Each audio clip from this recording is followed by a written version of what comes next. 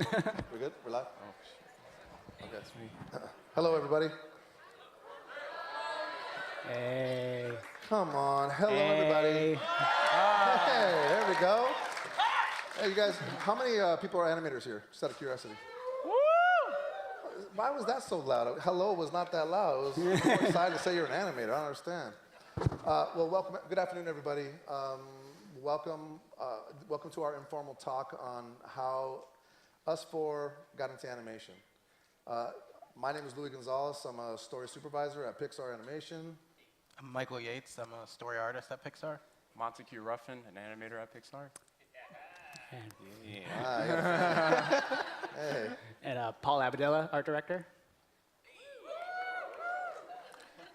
Okay, let's do this one more time. Mike. Thank Come on, man. Well, checks and balances. Yeah, man, we can't get better as we go. Come on. So we didn't want to bore you guys too much with, this is what you do and this is where we're at. And we wanted to just talk about being a kid and drawing all the way to getting into animation. I'm sure most of you have drawn when you were little, right? No? I know my audience, see. Okay, so just out of curiosity, 3D, 2D, so who's 2D? Beautiful. Right. I love 2D. 3D? Beautiful. I love 3D as well. See that? Balance. Balance. It's all good. What's up? Oh, okay. Now you're too close. I'm going to be checking in with you now. So, talking about drawing, just talking about let's talk about being an artist as a young age. So let's talk about background, right? We all have parents or family we grew up with drawing, friends and all that. Can you guys speak to what informed you in your background in terms of you becoming an animation artist? I guess I can start. Grew up in Indiana, Northwest Indiana, 45 minutes outside of Chicago. And I just always liked drawing as a kid. Nobody else in my family drew at all. It was kind of just me, just doing it just for fun by myself, in the basement. It started off just drawing. It's not as sad as it sounds. It's a nice basement. Yeah, exactly. It started off just drawing cartoon characters and stuff that I liked, into making it into my own characters and drawing comics and things like that. And then I think I started to realize I can make money with it around the second grade. Wow. Hey, you're right. Yeah. Which was, I would draw Rugrats for people and sell them for $2. Wow. But, yeah. Taking commissions after this. But only Rugrats. And it's not $2. But yeah.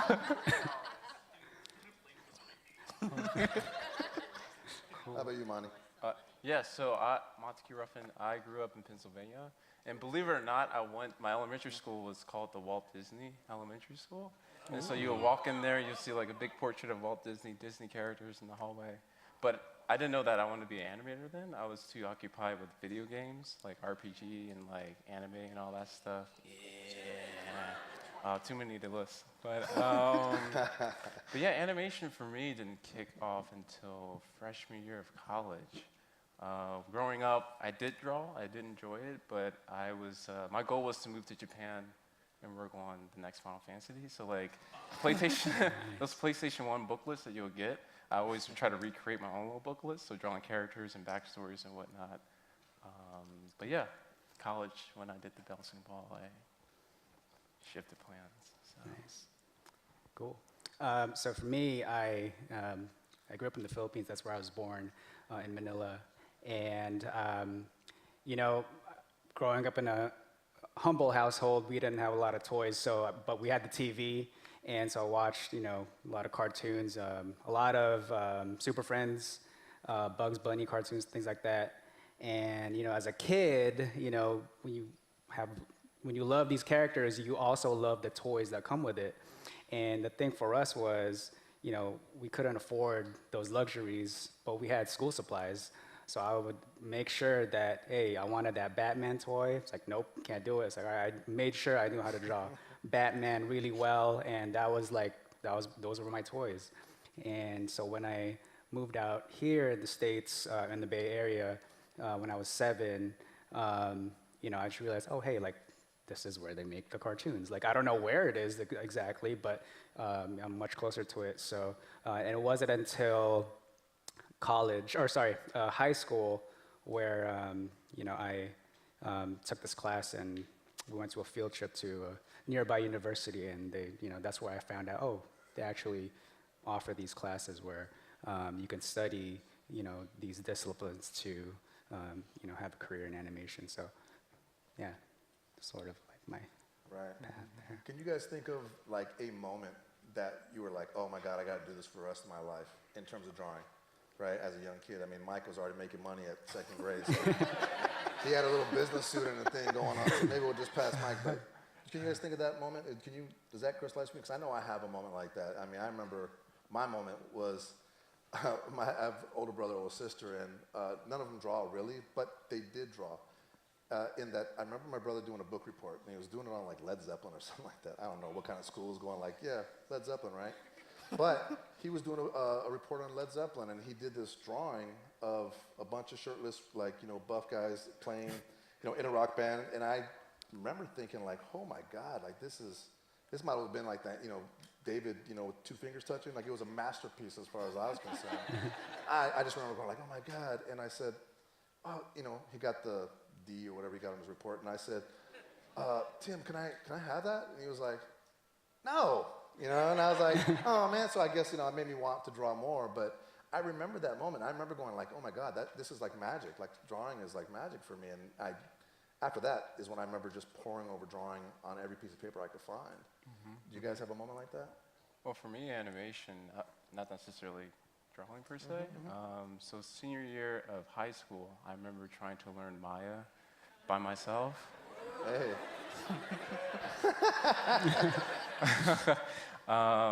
And at the time, I was trying to become a TD, learning character modeling, because I wanted to work in Japan. But I remember trying to animate, and I made the mistake of opening the graph editor too soon. And so I remember, like, trying to animate, and I'm like, maybe this is not for me. Like, for sure. I was like, animation, I don't know how Pixar people do it or DreamWorks, but that's not for me. I'm going to be a modeler. And so when I went to freshman year of SVA, I think the way how it was presented, like, don't focus on the graph editor, like spacing, timing. And then it's like, oh, okay. And then I remember the assignment was to animate like 4 different balls, but I did 15 and spent like 7 hours, and it felt not 7 hours. You were so I was underachiever, like, yeah. It's like I'm never, yeah. Well, that was my sign. I was like, I gotta know how to. I love different little stories. Like he said graph editor, and I was like, so? And everyone was like, oh, oh my God, graph editor. I'm like, what? Okay. I'm shook. That's beautiful. Thank you, Monty. Cool. P? Yeah, I mean, for me, I watching these cartoons growing up, I was always like drawn to the backgrounds, like a lot of, especially a lot of Warner Brothers cartoons, and when you have a movie like, Tarzan, and it's doing this parallax, I'm like, man, I want to do that, and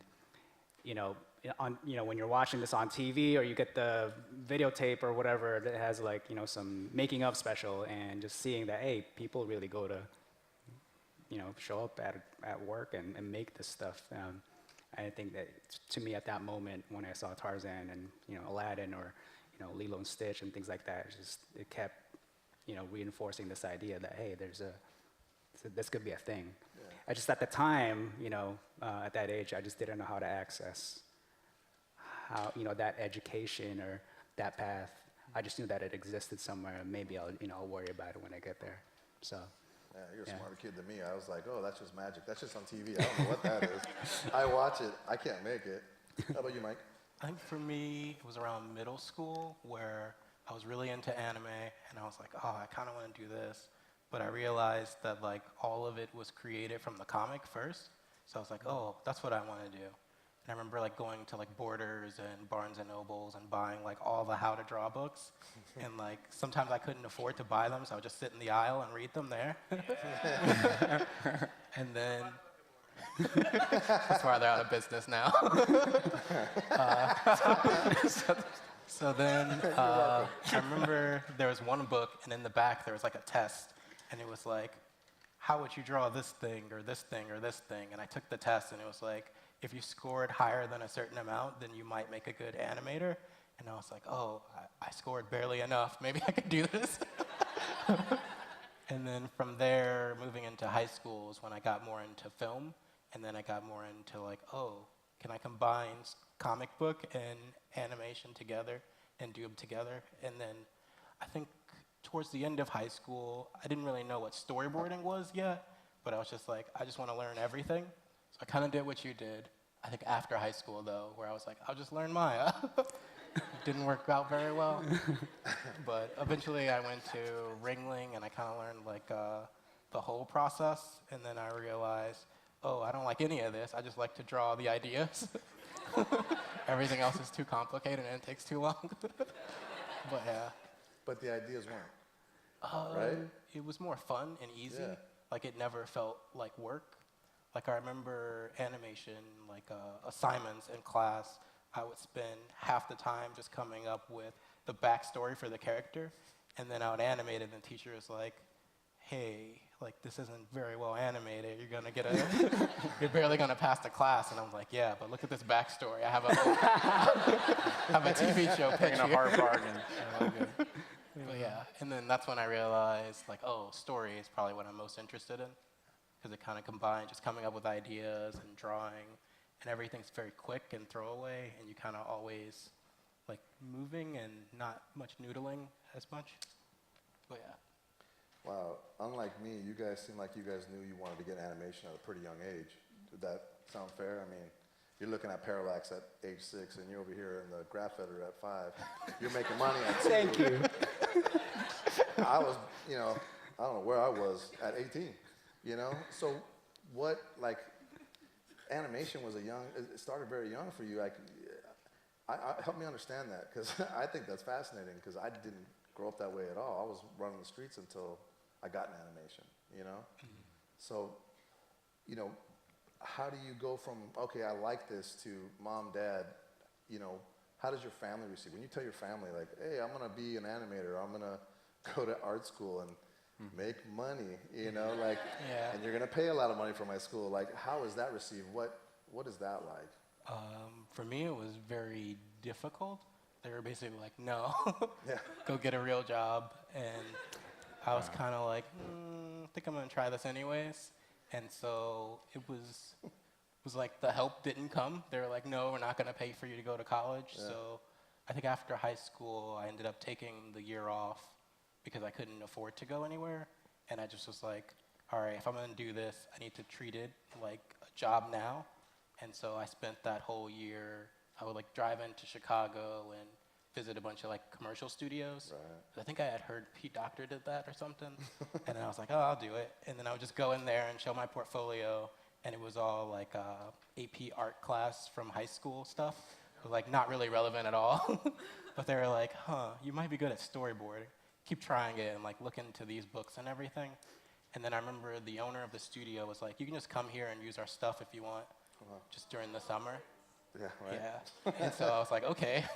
So I would drive like an hour every day for that summer, just there, and just like practice animating from the books that I had until I was like, had a basic grasp of it. And then I applied again to a bunch of schools the next year, and I got scholarships that year. So I was like, all right, I'm going to go anyway. Sorry, parents. I don't care what you say. And then I went to college from there. Oh, right on. Yeah. Pete? So, Sorry, Monty, did I just jump you? You don't No, ready to spit some don't share knowledge my out, and I love. just jumped. Monty, please go. Sorry, Pete. Monty, Go ahead. it's your Monty, turn. Oh. Please. You had something important Sir. to say. No, I was just fortunate. I think my parents were supportive, but arts is pretty big in our family. And my dad, even though he works in the business industry, he's always been trying to tell stories through documentary. And like actually growing up, like he had like Maya 4, and I didn't know what it was. I just knew it as like the dragon icon. Wow. But that, yeah. No, they knew that I was always a hard worker, and so when they saw that I was passionate about something, they was like, okay, this is what you got to do, and Yeah, it was a pretty smooth ride. I'm not gonna. Well, it's nice to have Take it. support. I mean, that's not usually the usual artist story. Yeah. Maybe more so now, but not really. That's fantastic. They supported you.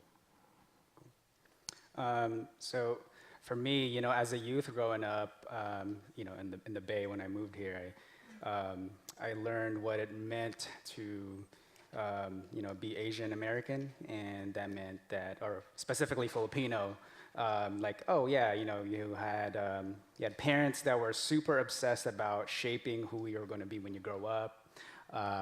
You were expected to do well in school, and you know, hopefully eventually take up a career in like nursing or law or something like that. And also learned what it meant to be an artist or choose the path of an artist. And you know, I've heard a lot of people tell me over the years, be like, "Ah, you sure? Like you're gonna be broke? Like you're gonna be looking for the next gig? Like, you know, and it wasn't sustainable. They didn't have security, right?" But fortunately for me, I had parents that were super supportive in what I wanted to do. I've always loved to draw. It was like my happy place. And as a matter of fact, my dad, he was the first artist that I knew. And he wanted to do art when he was young, but you know, his dad, my grandpa, was like, "No, you're doing mechanical engineering, like, you know, that's it." And it was more practical too, you know, living in the Philippines. But here, you know, there's more opportunities to do art. And so, yeah, my parents were just super supportive and didn't have too much, you know, opposition with that. They just weren't sure how I was going to do it, and I think when I came to the realization that, hey, I love these cartoons and I can still do the art thing, maybe, you know, I'll try this out. So, yeah. I mean, I love the fact that parents are always trying to do the right thing by their kids, right? For example, my parents and most of my family were all bus drivers for LA Unified. I'm born and raised in San Fernando Valley, and you know, all my family was in LA Unified. So when I said, "Hey, Mom and Dad, I'm going to be an artist and not animation artist," you know, that's not my plan. It was to be a comic book artist. They were like, "That's great, son, but maybe you should still drive a bus just in case it doesn't work out." And I was a stubborn little kid, so I was like, "Oh hell no, that means that they don't think I can do it, and I'm gonna prove them wrong." So I went that route, and looking back on it, I really appreciate that they were just trying to give me something that actually had some sort of longevity to it, that would have actually taken care of me.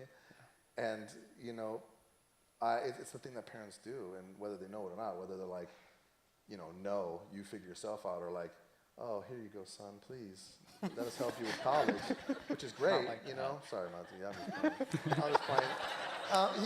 I'm sorry, Monty, I gave you a look. My bad. Oh my God. I'm just messing around. You know, it's a beautiful thing because parents just want to take care of you, you know. So,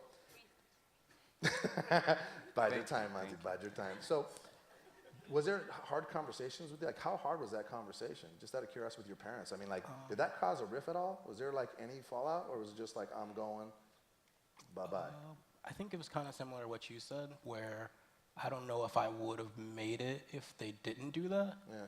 Because I think it helped me to work harder, like, on myself. Right. Because at the time, I was, like, spending a lot of time playing video games, like, a lot. And then after that, it was kind of like, oh, I got to take this seriously. Yeah. It was a lot of conversations. I remember I, like, did a bunch of paintings to prove to my dad that I could paint and, like, I'm good at this. And then he was like, "Oh, these are really nice. Still, you should go get another job." But yeah, eventually they came around to it. Like, by the time I was in college, they were like, "Oh, okay, this is doable and you'll probably succeed at it." Yeah. But yeah, I don't think it was like malicious or anything. And then later on, I did realize, similar to your story, that my dad wanted to be an architect and his dad told him no. So he told me no. Oh, wow. But yeah. So, but I never found out about that until like much later. Right, But right. Kind of at a drunken Thanksgiving dinner. Sort of. Let me tell you, Mike, I was going to be an artist. Something Maybe like it's that. causing me drinks, probably, never mind. Just kidding, Mike. I'm sorry, Mike. I'm sorry, too. Okay, anyways, we'll keep moving. So let's talk about, now, here you are, you know what you want to do, and you've made your way to animation school, right? All three of you went to animation school? Paul, you went to San Jose. There's a program there. You were at the program, right? Yeah. That's right. Right. San Jose State. Right, so Hey, fired let- up. Let us know where you went to school and, give us a little bit of a brief breakdown of what you thought going in and kind of where you landed, right? Because there's definitely a definite growth in the 2, 3, 4 years that you're there, right? Because you come in, doe-eyed and like, I'm going to be an artist and I'm going to prove mom and dad wrong. And then you end up like, holy shit, this is tough, but I love it, right? So talk about that a little bit. Anyone? Let's start. Monty, you should start. Thank you. Monty, Redeeming please start. myself. So I went to the School of Visual Arts in New York City, and computer art, computer animation, BFA.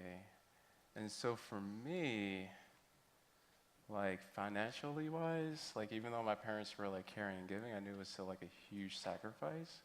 So for me, it was really important to make every moment count. But where did I begin? So I went there with the intent of becoming a TD character modeler. And then I learned animation was like the aha moment. That's what I wanted to do. But SVA, as great as they are, they're not really animation specific. They're very VFX, TD specific. So my only education in animation was really that freshman 1 semester. Everything else was pretty much self-taught and trying to like get through the other courses and pass and whatnot. But I remember having this goal of, maybe one day I'll make it a Pixar, or maybe I'll be able to do this for a living. If I'm good enough, right? We all have that fear of like our parents are taking out a large sum of money and like, I don't know how this is all gonna pan out. So am I good enough? Can I do this? So those were very real, that was my reality back then. And I feel like every year,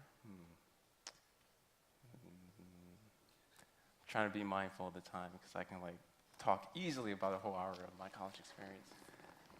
Yeah, it was just trying to, you don't know what you don't know, right? But you just keep going and you follow your heart.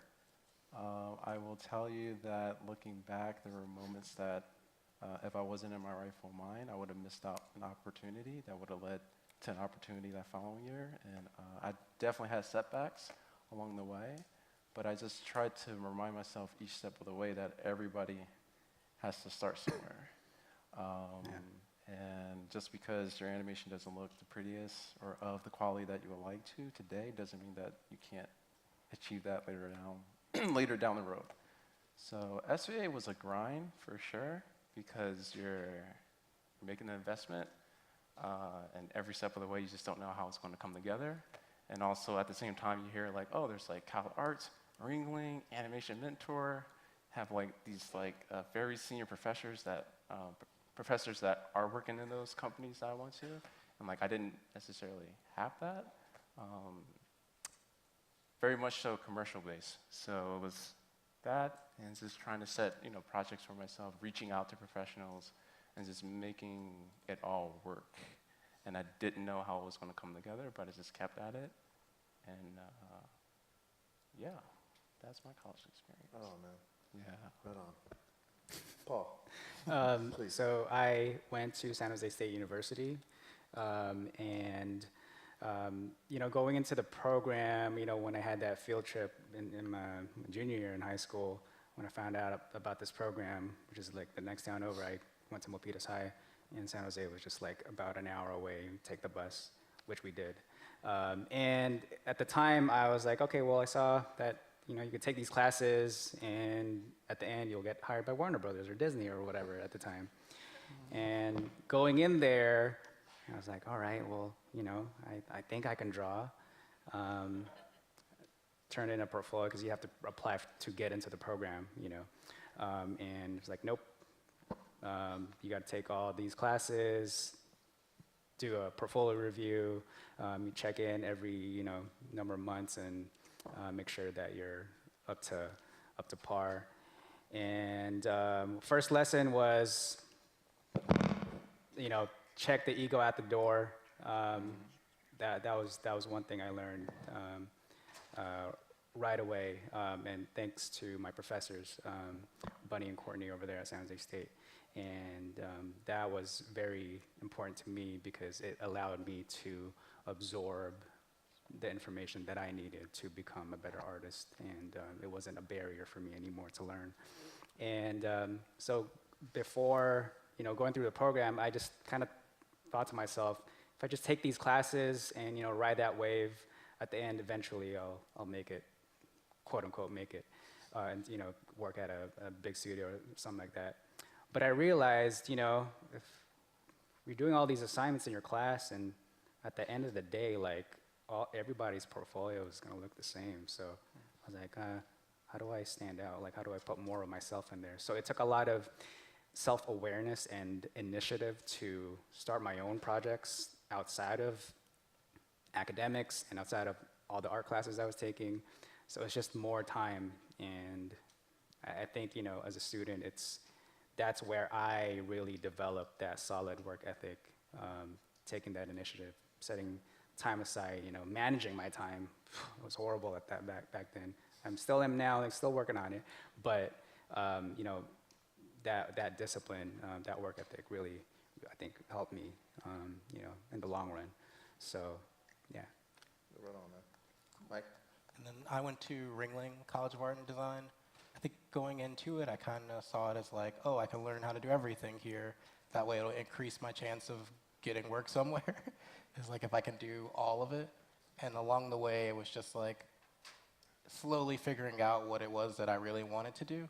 And then also slowly learning like more responsibility and scheduling. And it was really hard. And every year I didn't know if I would be able to come back the next year. So one benefit to that was like by the end of the year, on top of my schoolwork, I wanted to have like a portfolio ready. And that really helped me like later on, where it was like making portfolios and constantly like generating more work just to have. And I think that's always like a good thing to do, is never like keep your same portfolio for too long, because you're constantly evolving and your skill set's constantly evolving. But yeah. Yeah. You don't understand. I'm fascinated. I work with these guys, and I don't know this story at all. They all went to college. I didn't go to college. I learned on the job, which is, rare these days. So that's great. I think now you go to college and you learn these things, right? But it's always a matter of learning, right? We're always changing, growing, right? Change is growth, and that's a good thing. So when you get hired, right? Did you all three start at Pixar in your professional career? Well, Monty, you did, right? we interned together the same year at Pixar. Okay. I did some internships during college, but are you more so getting at after college? Yeah, like you're in? internships are cool, but like when Yeah. you're getting a steady paycheck, that's when I figure you're a real professional. I Oh, don't know, okay. maybe I'm So wrong. my You know what I mean? Like, so when you became a professional, did you start at Pixar? No. No? I did. Paul did. Yeah. Then we'll start with you, Paul. Well, I started out as an intern there, Right. summer of 2008.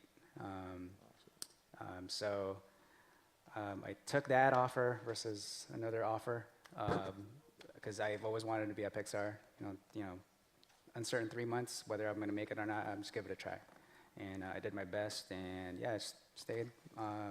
Was fortunate enough to stay on, and I've been there ever since. So it was 10 years this past June. Oh, right on. Yeah. Nice. So both of you didn't start there, so you guys got a little bit of outside studio, a look at how other studios work. Do you find that there are similarities, or is it like Pixar does stuff really different than anybody else in the world? What's your inside track to that? Is there a similarity? Is there differences? Yes and no. Okay. Okay, explain, please. Oh, Elaborate. Okay. It's all right. I think that we're running to time, and we wanted to open up questions. Do you guys have any questions by chance? Yes.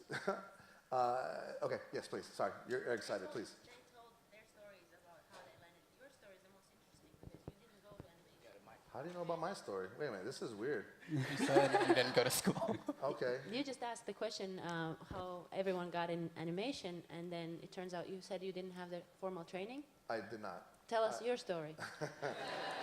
Okay, I'll make it really short and less boring. You got as 2 much as I minutes. can. I'm trying to do this in 30 seconds. Believe that. I so I was big into comic books. I wanted to draw comics, and I met a guy, ironically, at a comic book store who worked at Disney Feature Animation, and he became my mentor, and he helped me put a portfolio together. And at the time, it was shortly after The Lion King, so you know, I'm the elder statesman, obviously. I've been in animation since '96, so at the time Lion King come out, there wasn't enough artists. There just wasn't. They were pulling everyone from anywhere, right? And so I happened to find, it's one of those functions of the right time and the right amount of hustle, and here I am, because everything I learned on the job. Because when I got into animation, I knew I could draw a little bit, but I didn't go to art college, so I didn't have half the understanding of the techniques and the history that most of you have. So it was like I had to learn on the job, and you know, I had to pretend like I'm like, oh damn, like really? Oh, I love that. That's a great technique. I know, right? And I have to hustle up information. I'm like, we're totally about that. Well, that's that book, right? Oh, that book. Oh, okay. And then I go get that book, and I'm like, oh shit, I better read that, right? So that was my college, you know. That was me learning in the industry. So it was a bit of a hustle, but I think it's kind of a rarity. It's an oddity, you know. I think that I love hearing the stories going to college because I didn't get that, you know. And it's okay either way, but it, you know. It's just circumstance, you know what I mean? I think that goes with you guys as well, right? Circumstance plays a big part. Timing is a big thing. Pixar comes around San Jose, you know, you might get a little more of a sniff at that. Which you know? they didn't really visit too often, and when they came, it was a thing. Like everybody exactly, right? better bring their game up because, you know, we want them to come back, you know. So that was our mentality, you know, as a program back then. It still is. So. Right, I mean, because like for me, when I got hired at Warner Bros. As a trainee, right? I wasn't hired full time, and I was trying to be, believe it or not, I was trying to be a cleanup artist, right? Everyone familiar with a cleanup artist is? Actually, I should probably ask this because everyone's like, what's that? That's so old, Grandpa. You know, did you do that on your dinosaur? So it was just, you know, I was trying to be a cleanup artist, and when I got in, again, being lucky, it was a training program, and they said, you don't have to do cleanup. You can do anything you want. And I said, well, I ain't doing that. I want to be an animator. I want to be a layout artist, right? So I went both directions, and I ended up landing in layout and eventually making my way into story, which is where I ultimately always wanted to be because of the comic book background. That's cool, man. So, you know, roundabout, kind of funny, like up and down, goofy foot way, but I made it. You know, here I am. You know, 18 years later from Pixar and 20 some odd years in the industry. Thank you. Thank you. Questions, please. Hi, so you guys are all in pretty different positions. Do you guys have like common responsibilities or skills? Just what do you guys have in common? Deadlines. Huh? I said deadlines. Yeah, we all have deadlines, that's for damn sure. I think, you know what, you mind if I jump? Please. Yeah. Okay. Please. I think the common thing that I love that we all share is passion. Deadlines, skill sets, those all vary, you know, but like I think the one thing that remains, both for me anyways, and I'm sure, I don't want to speak for you, but for them is, you know, working around people that are as passionate as you is the most intoxicating thing. Because I've worked at shows and places like, I worked on the show called Dilbert, and if I'm offending anybody that worked on Dilbert or created Dilbert or did anything with Dilbert, I apologize, but the show when I worked on it was kind of, you know, some jobs are soul sucking a little bit because everyone's already kind of like, you know, smoking cigarettes and like half dead, and they don't care.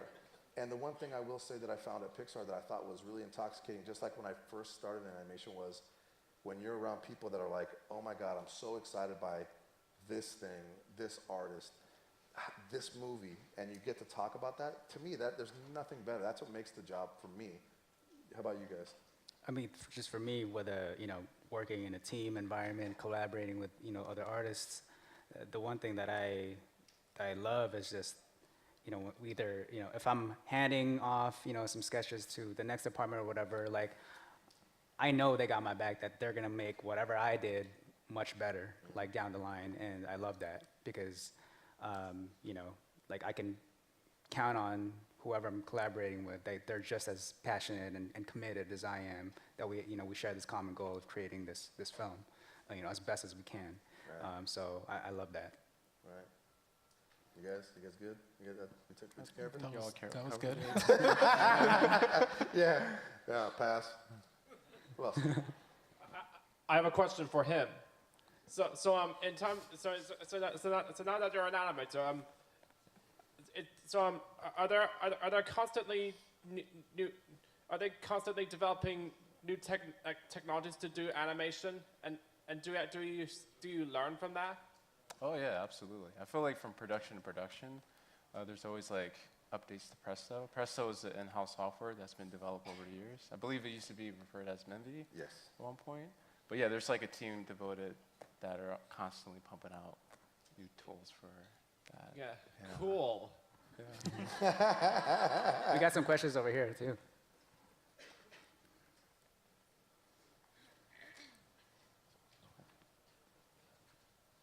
Hey, I feel like as artists, we always have moments where you just kind of go like, oh, that's how you do that. I was wondering if you guys had any moments recently in either animation or just art in general that made you go like, oh, I've been doing this wrong my whole life. Like, there's a way better way to do this. Every day. Can I just? Yeah, thank you. There you go. You took the words right out of my mouth. Sure, every Yeah. day. Yeah, for me, animation specifically, at Pixar we have like a internal page called PU, which is like Pixar YouTube. So people in-house will give lectures and talks. But also too, we have a page called Better Know, which is like a page of all the animators and then all the work that they do. But it's really, I don't know, like I'll view their work and like try to get inside their head of like what made them make that choice. Because there's like a million ways, like as animators, there's a million ways of like addressing notes and like hitting specificity just from like having a character come up and walk and sit. There's like a million ways of doing that. But how has that artist composed a series of choices to make it specific? And when I view people's work and like try to get inside their heads, yeah, and then sometimes I'll go and like pick their brains, but usually that's when I'm like, wow, what have I been doing my entire life? I cannot animate. I think for me, it's less like I'm doing this wrong, but just always trying to find, like always trying to learn something. Yeah. So one thing I'll do, like we have basically all of the previous films in different versions of story. So sometimes I'll like look at a scene and see like what the first version of that was versus what the final movie was, and try to understand like what made them change those choices. Or sometimes it's even like, I've looked at like some of your scenes where it's like the first pass, like from Ratatouille or I2, and it's like, what did he do the first pass, and then how did he make it better via the final, and then even what did they change from layout beyond story to like the final film, and just learning that way, like I guess through trying to get into their heads and figure out like why did they make these choices. But I don't think it's ever like, I feel like I'm doing something wrong. It's always just like learning something new or different. I don't know. I'm in story and I feel like it's always wrong. I can't tell you how much it's like, I'm like the optimistic kid. Every time I get a scene, the director's like, here you go. And I go, oh, thank you. I can't wait. I'm going to kill this in my head. I don't say the director because I'm not that bold, but I go, man, I can't wait to eat this up. And, I'm going to make them smile from ear to ear. And every time it's the same problem, which I go, in 2 days later, I'm like, oh shit, how am I going to finish this? And it's not good, and it's not killing, and it's not going to cure cancer, So every scene is absolutely hard. I'm learning from every scene, even if I've done a scene similar. I mean, it's like going from Ratatouille to Incredibles 2 to Cars 3 to Good Dino to Finding Dory. It's like all directors want different things, but ultimately they all want, like we all want when we watch a movie, is entertainment. And entertainment is the most elusive thing you can search for because it's not a quantifiable function because you're looking at information stacked over time, right? So every scene is a matter of little pieces of information and it's how it progresses. So you have this almost alchemy of what comes next in this puzzle to make it both bring the audience along so they're not ahead of it, but also make it exciting. And that to me is like, that's what makes, movie making this really beautiful art because it becomes this undefinable magic trick that it's hard to just teach as a 1, 2, 3 or an A, B, C, and you come to this great movie, right? So I'm always learning, and I hate it every time, because I'm like, it should be easier by now, and it absolutely is not. It is not. I think story breaks people. So like, you know what? Forget this. I'm gonna direct. No offense, directors. I'm just playing directors. There's directors in the house. I'm just kidding. You're not broken story artists. I'm just kidding. What about you, Paul? I think just from the more practical and technical side of things, like I'm constantly discovering new shortcuts in like Photoshop. I'm like, oh, this is a life changer. Like, I can draw a straight line now, or whatever, right? Oh, this will help me with my perspective, or things like that. And even they mentioned we offer like continuing or classes at Pixar, and Louis used to lead these figure drawing classes during lunch, and the number of times that I've attended his sessions, I just I thought I knew how to draw the figure, and he'd come along and show me a couple pointers and be like, oh, if I move that line or that leg a certain way, like it'll have this more dynamic pose or whatever. So like things like that, always growing and evolving. And I'm super open to that. In any way I can, communicate an idea better or work more efficiently and just be more efficient with my time. Yeah, love that. All right, well, that's all the time we have. Thank you guys for all Thank you coming guys. out.